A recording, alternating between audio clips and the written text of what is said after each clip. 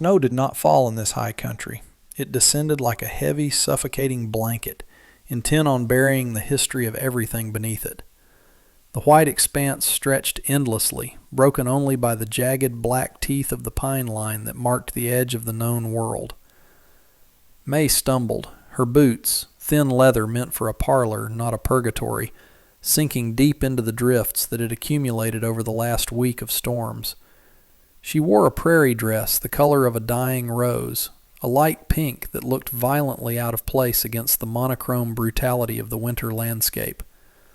Around her neck, a gray wool scarf, frayed at the edges, was wound tight, the only barrier between her throat and the biting frost that sought to close her windpipe. Every breath was a labor, a sharp intake of needles that rattled in her chest. She had been walking for hours, or perhaps days. Time had lost its structure, dissolving into a rhythm of step, drag, shiver. The horse had died miles back, its legs broken in a ravine hidden by the snow, leaving her to face the wilderness alone. She knew they were coming. The men who claimed debts were paid in flesh. The men who saw a woman not as a soul, but as currency.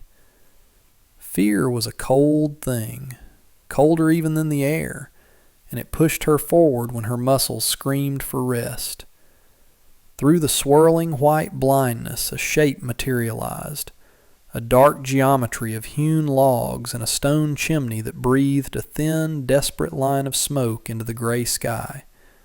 It was not a welcome sight, but a necessary one. She reached the heavy oak door, her knuckles raw and red as she hammered against the wood, the sound swallowed instantly by the howling air. The door did not open immediately. She waited, swaying, the pink fabric of her dress stiffening with ice at the hem. When the latch finally lifted, it was not with a welcome swing, but a cautious, heavy creak. A figure filled the frame, blocking the warmth from spilling out. He was a mountain of a man, clad in worn buckskin and a heavy shearling coat, a rifle resting easily in the crook of his arm as if it were an extension of his own limb. His face was a map of harsh terrain, bearded and weathered, with eyes the color of dark slate that held no surprise, only a weary calculation. He looked at the shivering woman in the pink dress, at the gray scarf fluttering like a broken wing, and he did not step aside. He merely watched, waiting to see if she would collapse or speak, his silence a wall she had to climb. The heat of the cabin hit her the moment she crossed the threshold, a physical blow that made her knees buckle, but the man's hand was there instantly, gripping her elbow to keep her upright. His grip was firm, calloused, and devoid of tenderness, yet it held the undeniable strength of a foundation stone. He kicked the door shut behind them, sealing out the wail of the storm, and the sudden silence of the room was louder than the wind had been. The interior was sparse, lit only by the orange glow of the hearth and a single lantern hanging from a beam. There were no comforts here, only the necessities of survival: a cot, a table, a cast-iron stove, and the smell of wood smoke and curing tobacco. Samuel released her arm and moved to the fire, stoking it with a deliberate slowness that suggested he was a man who measured every expenditure of energy. May stood by the door, water dripping from her hem onto the rough floorboards, creating a dark pool around her boots. She waited for him to ask who she was, or why she was there, but he said nothing. He simply pointed to a wooden chair near the fire. She sat, her teeth chattering so violently she could barely keep her jaw clamped shut. After a long moment, Samuel turned, leaning his hip against the heavy table, his eyes tracing the line of her exhaustion. He saw the terror etched into the corners of her eyes, the way her hands clutched the gray scarf as if it were a lifeline. He knew trouble when it arrived on his doorstep. It usually wore a badge or a mask, but this time it wore pink cotton. "You are running," he stated, his voice a low rumble that seemed to vibrate in the floorboards. It was not a question. May nodded, unable to find her voice. "From men who want to take what isn't theirs," she finally whispered, the words scraping her throat. Samuel looked at the rifle by the door, then back to her. He did not offer pity. Pity was a luxury that killed people in this territory. Instead, he offered a transaction. The pass is snowed in. Whatever is behind you can't get through the drifts for 3 days. Neither can you. He took a step closer, his shadow falling over her. I will give you shelter. I will put food in your belly and keep the fire fed. But for 3 days, you are mine. You do not leave this cabin. You do not open that door. You do what I say, when I say it. The words hung in the air, heavy and ambiguous, laden with a threat that might have been physical or might have been the harsh pragmatism of a man who refused to be endangered by a stranger's folly. May looked up at him, searching for cruelty in his face, but found only a stony resolve. She had no choice. The storm was a death sentence. This man was a gamble. 3 days, she whispered, sealing the pact. The first night passed in a haze of feverish sleep and the crackling of pine logs. May lay on the cot, covered in a heavy buffalo robe that smelled of earth and animal musk, while Samuel slept on a bedroll near the door, his rifle never more than inches from his hand. Morning arrived not with sunlight, but with a lightening of the gray gloom outside the frosted window pane. May woke to the sound of metal scraping against iron. Samuel was at the stove, stirring a pot of oats. She sat up, clutching the robe to her chest, acutely aware of the pink dress, now dry but wrinkled and stained with mud, a testament to her ruined former life. She watched him move. He was efficient, his movements stripped of any wasted motion. He poured coffee into a tin cup and set it on the table, gesturing for her to take it. She rose, her legs stiff, and walked to the table. "Drink," he said, his back to her as he checked the mesmerizing dance of the flames in the hearth. "You're thin as a reed. The cold takes the skinny ones first." It was a command, not a kindness. May wrapped her hands around the hot metal, the warmth seeping into her palms. "My name is May," she said softly, testing the waters of his silence. He did not turn around immediately. "Samuel," he replied eventually, the name sounding foreign in the quiet room, as if he hadn't used it in a long time. He turned then, placing a bowl of oats before her. "Eat, then you work." The stipulation of her safety became clear. She was not a guest. She was a temporary part of the ecosystem of the cabin.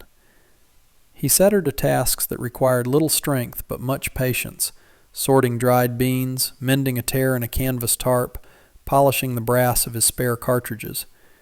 It was a strange domesticity, born of necessity. As she worked, she watched him. He spent the morning cleaning his weapons, stripping them down with a reverence usually reserved for religious artifacts. He had scars on his hands, white jagged lines that spoke of knives and barbed wire. He caught her staring once, and she quickly looked down at the beans, her heart hammering. "Curiosity kills more than the cold does," he muttered, but there was no venom in it. It was a warning, a lesson he had likely learned in blood. The dynamic was shifting, subtle as the changing light. He was her captor by the laws of the storm, but he was also her sentinel. He did not touch her, did not leer, did not ask for the things the men chasing her had demanded. He simply existed as a barrier between her and the world, a wall of stone and silence that she was beginning to realize might be the only thing strong enough to save her. By the afternoon of the second day, the wind had died down enough to allow sound to travel, though the snow still fell in thick, lazy sheets. The silence of the cabin was broken by a noise that made May's blood freeze. The distant, muffled report of a gunshot, followed by the faint echo of a shout. She dropped the tin plate she had been drying. It clattered loudly against the wood, the sound like a thunderclap in the small space. Samuel was at the window in a heartbeat, peering through a slit in the shutters. His posture changed instantly. The weary homesteader vanished, replaced by a predator. "How many?" he asked, not looking at her. May trembled, her hands gripping the edge of the table until her knuckles turned white. 4, she said, her voice barely audible. Groom. And 3 hired hands. Samuel grunted, a sound of recognition. He knew the name. Groom was a man who owned half the valley below, a man who bought the law and burned what he couldn't buy. He thinks he owns you, Samuel said, turning from the window. It wasn't a question. May looked down at her pink dress, the symbol of the cage she had fled. He thinks he owns everything. Samuel walked over to her, and for the first time he reached out, tilting her chin up with a rough finger. His eyes searched hers, looking for the truth of her resolve. He is wrong, Samuel said, his voice low and dangerous. For 3 days you are mine, and I do not let thieves take what is mine. The possessiveness in his voice should have terrified her, but instead it sparked a strange, warm feeling in her chest, a feeling of being claimed not as property, but as something worth defending. He moved to the wall, pulling a heavy bar of oak and dropping it into the brackets across the door. Then he took a second rifle from the rack, checking the load. Stay away from the windows, he ordered.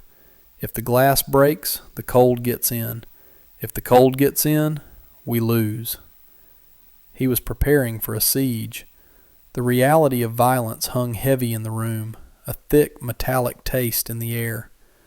May watched him, realizing that this stranger, this man of few words and scarred hands, was preparing to kill for her. Not for love, not yet, but for a code she didn't quite understand, a code that demanded he stand between the weak and the wolves. She moved to the hearth, picking up the heavy iron poker. It was a small, pathetic weapon compared to his rifles, but she would not be helpless. Samuel saw the gesture, and a flicker of respect passed through his slate-gray eyes.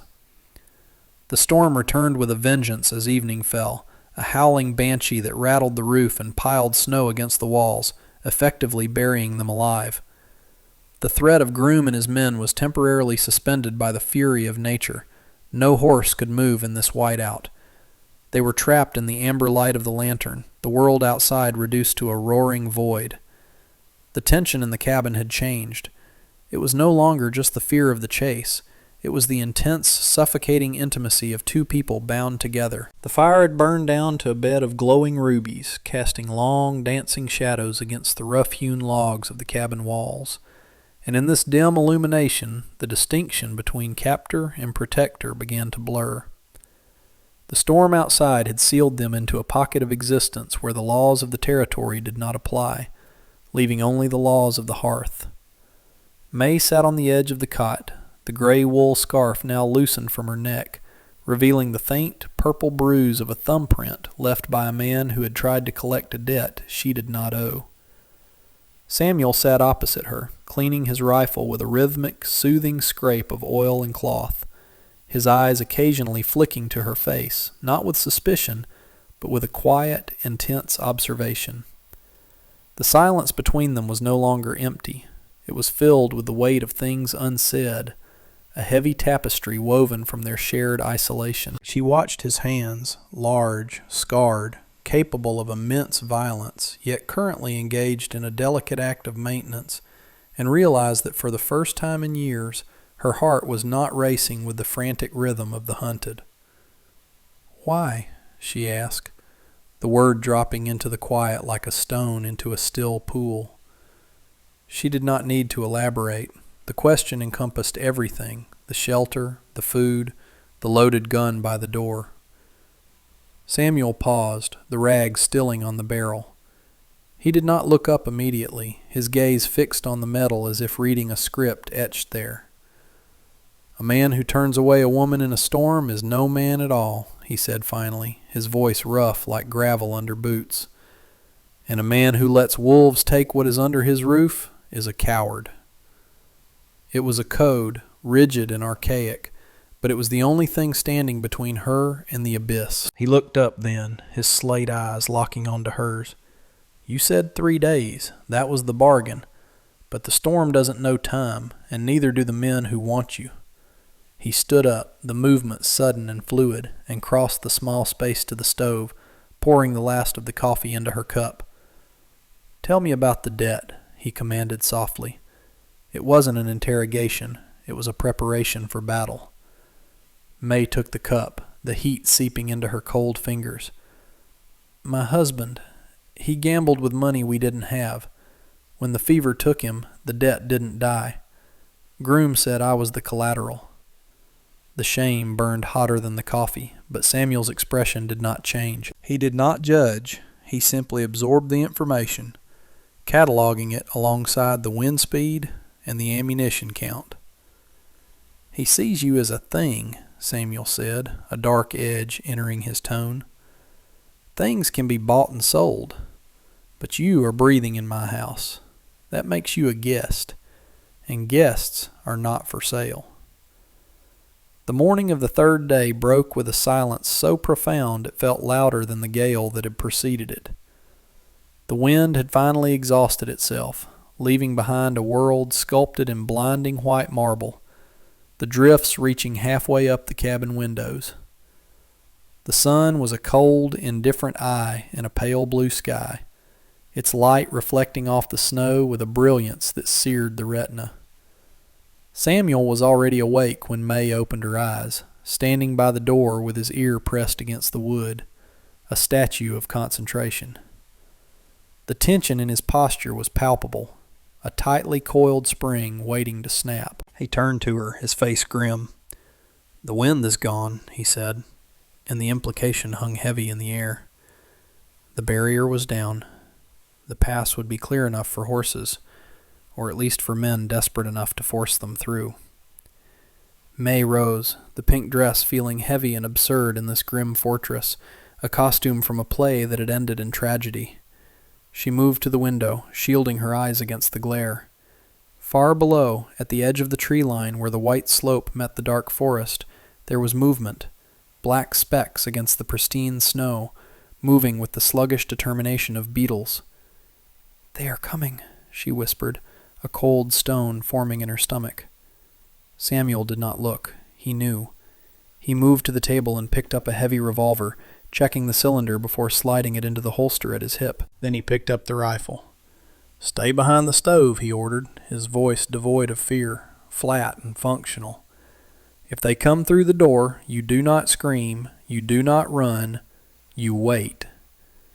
He looked at her then, really looked at her, and for a fleeting second the mask of the stoic protector slipped, revealing a man who was about to risk his life for a woman whose name he had only learned 2 days ago. "You are mine for 3 days," he repeated, the phrase now sounding less like a claim of ownership and more like a vow of sanctuary. "This is day 3. The contract holds." He walked to the door and unbarred it, not to let them in, but to go out to meet them. He would not let the violence enter the house. He would take it to the porch, to the edge of his domain. May watched him step out into the blinding cold, the door clicking shut behind him, leaving her in the dim safety of the cabin, clutching the iron poker until her knuckles turned white. The sound of horses struggling through deep snow was a wet, crunching noise that grew steadily louder, punctuated by the heavy, labored breathing of the animals and the low curses of men. May crouched behind the cast-iron stove, the metal radiating a heat that felt insufficient against the chill of fear that gripped her spine. She could hear them clearly now, the creak of saddle leather, the jingle of a bit, the heavy thud of boots hitting the porch boards. "That's far enough," Samuel's voice rang out, clear and authoritative, cutting through the crisp air. There was a pause, a silence where violence gathered its breath. Then a voice she knew too well, oily, confident, laced with a mock civility that made her skin crawl. "Samuel," Groom said, "you're a hard man to find in this weather. You have something of mine." May pressed her hand over her mouth to stifle a whimper. "I have a guest," Samuel replied, his tone unyielding. "And I have a rifle. One of them is leaving with me. The other stays." A dry chuckle came from the other side of the wall. She's a default on a loan, Sam. Property. You know the law. I know the law of the mountain, Samuel countered. She sought shelter. I granted it. For 3 days she is under my protection, and today is the 3rd day. There was a shifting of weight on the porch boards, the sound of multiple men spreading out. "You'd die for a stranger?" Groom asked, the amusement fading from his voice, replaced by irritation. "I'd kill for my peace," Samuel said, "and you are disturbing it." The conversation was a ritual, a preamble to the inevitable. May knew Groom. He was a coward who hid behind paid guns, a man who only understood force when it was applied to him. She gripped the poker tighter, her fear transmuting into a cold, hard resolve. She would not be dragged back. She would not be a debt to be collected. Slowly, she stood up. The window near the door was frosted over, but she could see the blurred shapes of men. She moved toward the door, not to open it, but to be ready. If Samuel fell, she would not go quietly. She would be the storm that followed the calm. The explosion of gunfire was deafening, a sudden cracking thunder that shattered the morning stillness. It wasn't the rhythmic exchange of a duel, but a chaotic eruption. A bullet splintered the wood of the doorframe, sending sharp shards flying into the room. May screamed, dropping to the floor as the heavy oak door was kicked open, revealing a blinding rectangle of white light and silhouetted violence. Samuel was on one knee on the porch, his rifle smoking, blood blooming dark and wet on the shoulder of his shearling coat. One of Groom's men was down in the snow, writhing in silence. Another was scrambling for cover behind the woodpile. Groom himself stood near the railing, a pistol in his hand, his face twisted in a rictus of shock and rage. He hadn't expected the mountain to bite back. He raised his gun, aiming at Samuel's exposed back. "No!" The scream tore from May's throat, primal and raw. She didn't think. She moved. She lunged through the open doorway, the iron poker raised high like a sword. Groom turned, startled by the sudden apparition in pink, his aim wavering. It was enough. Samuel pivoted, ignoring the wound in his shoulder, and fired the revolver from his hip. The shot hit Groom in the leg, shattering his knee. The antagonist collapsed with a high-pitched shriek that echoed off the canyon walls, his pistol flying into a snowdrift. The remaining hired hand, seeing his employer down and the grim reaper rising from the porch floor in the form of a wounded but furious Samuel, turned his horse and fled, the animal plunging desperately through the drifts. Silence slammed back down on the scene, heavier than before.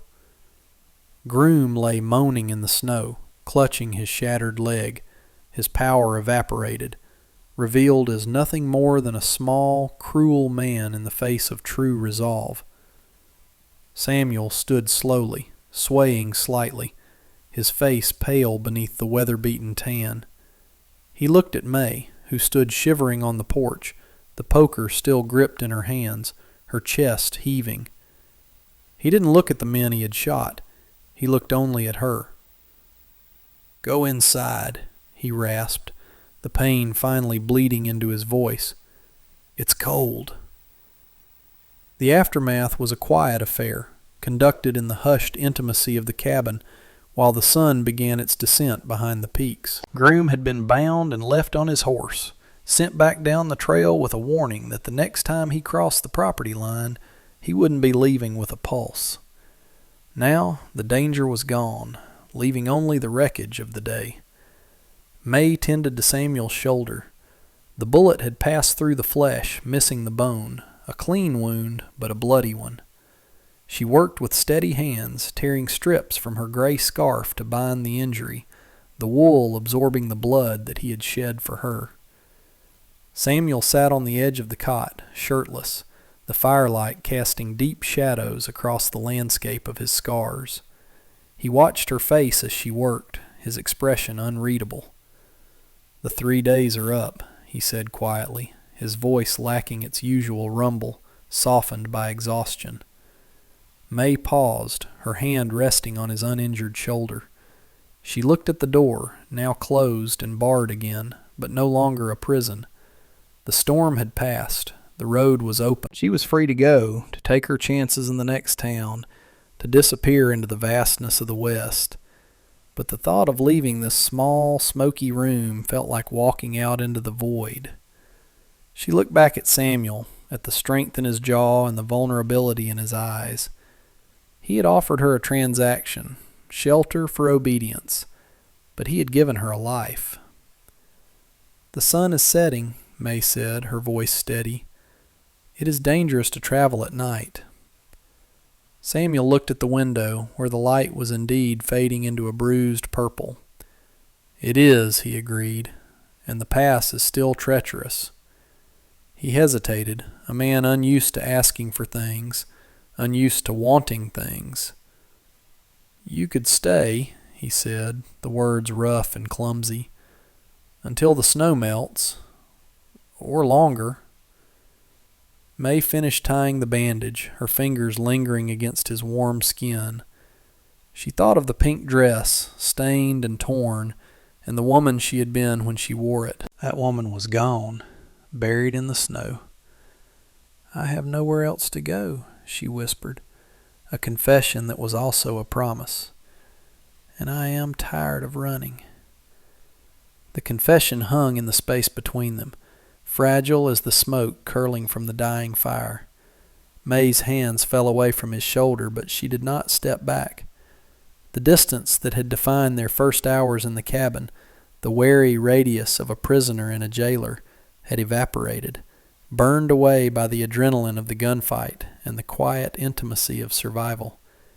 Samuel looked at her, really looked at her, seeing past the dirt and the exhaustion to the steel spine that held her upright. He saw a woman who had picked up iron to defend a stranger, a woman who had faced the thing she feared most and refused to break. He reached out, his hand rough and large, and covered her fingers where they rested on her lap. It was a tentative gesture, the movement of a man who had forgotten the language of gentleness. "There is no debt here, May," he said, his voice a low rumble that seemed to emanate from the earth itself. "The ledger is clean. You stay because you choose to, not because you have to." He paused, his thumb brushing the back of her hand, a sensation that sent a jolt of heat through her that had nothing to do with the stove. "But if you stay," he added, his dark eyes holding hers with a terrifying vulnerability, "it ain't for 3 days. It's for the winter, and maybe for the spring that comes after." It was a proposal stripped of romance but heavy with promise. It was an offer of a life, hard, cold, and isolated, but safe. A life where she would not be a currency to be traded, but a partner to be reckoned with. May looked at the bandage she had tied, the gray wool against his skin, and then at the door. The bar was down. The path was open. But the world out there was a place of noise and greed, a place that had only ever taken from her. Here, in the silence of the high country, she had found a strange, terrified peace. She turned her hand over, lacing her fingers through his, her skin pale against his weathered tan. "I hate the cold," she whispered, a ghost of a smile touching her lips. "So you'll have to keep the fire fed."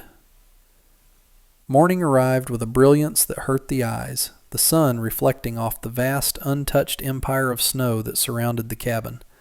The storm had scrubbed the sky clean, leaving a dome of piercing blue that seemed to stretch into eternity. May woke before Samuel, rising from the cot while the cabin was still steeped in the gray light of dawn.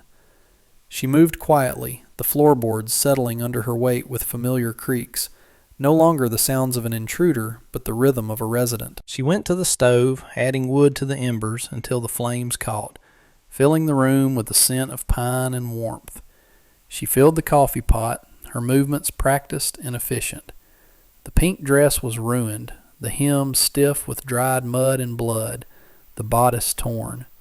She found a flannel shirt of Samuel's hanging on a peg, too large, smelling of tobacco and wood smoke, and pulled it on over her dress, buttoning it to her chin. It was a shedding of skin, a physical transition from the woman who had arrived to the woman who remained. When she turned, Samuel was watching her from the bedroll, his eyes clear and alert. He did not speak, but the tension that had defined his posture for the last 3 days was gone.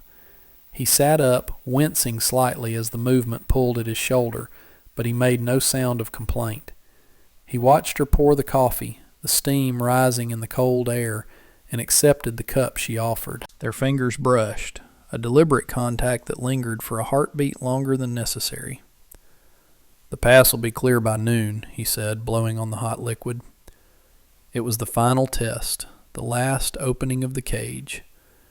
May walked to the door and pulled it open. The cold air rushed in, sharp and invigorating, carrying the scent of pine needles and thawing ice. She stepped out onto the porch, looking down the valley where the tracks of Groom's retreat were already being softened by the wind. She looked at the horizon, at the endless, jagged peaks that walled them in, protecting them from the world below. She took a deep breath, filling her lungs with the thin, clean air. She did not look down the trail. She turned back to the cabin, to the warmth, and to the man who sat waiting in the amber light. She stepped inside and closed the door, sliding the heavy oak bar back into place with a definitive thud. "Let it be clear," she said softly, turning to face him.